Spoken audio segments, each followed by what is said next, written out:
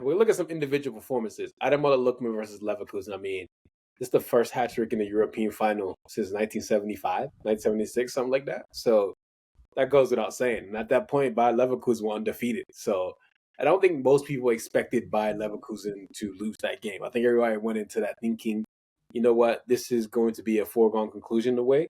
And Lookman was just like, wait, hold on a second. I got something for you 3 times. So that's a very impressive performance from him. So the finishes were amazing too. So top of that.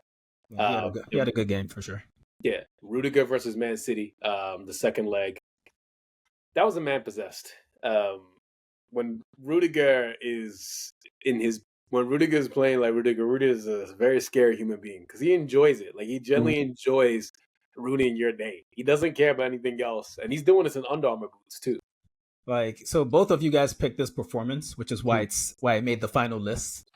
But I don't actually think it was one of the best 3 performances we saw last year. If anything, his teammate in goal in that game, Andre Lunin, had a better game than he did, I thought, because City had a lot of shots. If Rudiger had a great game, City would not have had any shots, but I want to just counter the fact that centre-backs' jobs aren't primarily to always stop shots. They're like the last line before they do kind of thing. Their job really is to make them take the lowest quality shot basically possible. And if they block it or they make them pass it, then that's even better kind of thing. So I just want to... Them shots was quality, though. Them shots was quality. You remember? Black. Hey, I just want to say that genuinely, Rudiger's performance then to me showed a lot of things. Like he wasn't particularly at his best even physically, but that guy was a pest. He kept on going, and you could see like. Funny enough, I watched the game back after because at the time I think we played Bayern Munich at the same time, kind of thing. But I watched the game back, and he as you do normally, he never stops talking. He just kept on going.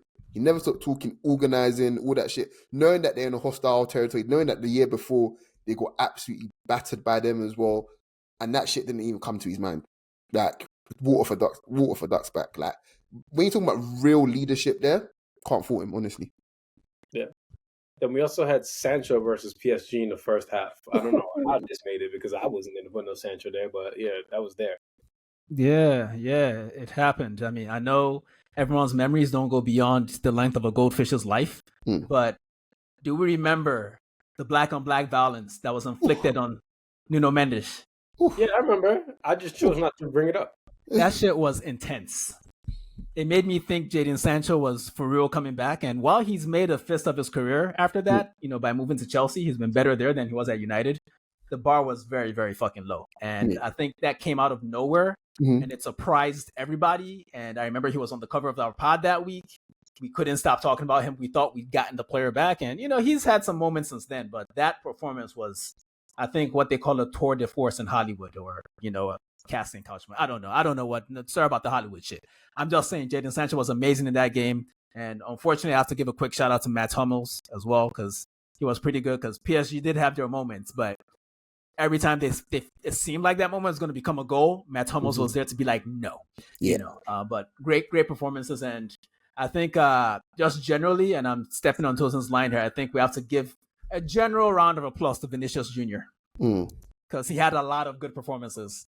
I just didn't think any one of them stood out so much above some of the other ones. I can think of a couple, but he just had a great year. Probably would have won the Ballon d'Or if we did the voting for that. But shout out to him. But our top 3 were Lookman, Rudiger, and Sancho. Hey folks, this is Dan from the Shirtless Plantain Show. Don't forget to subscribe, comment, and follow us on all our socials. You can see them right beneath our recordings in every video. Thanks again, and see you on the next one.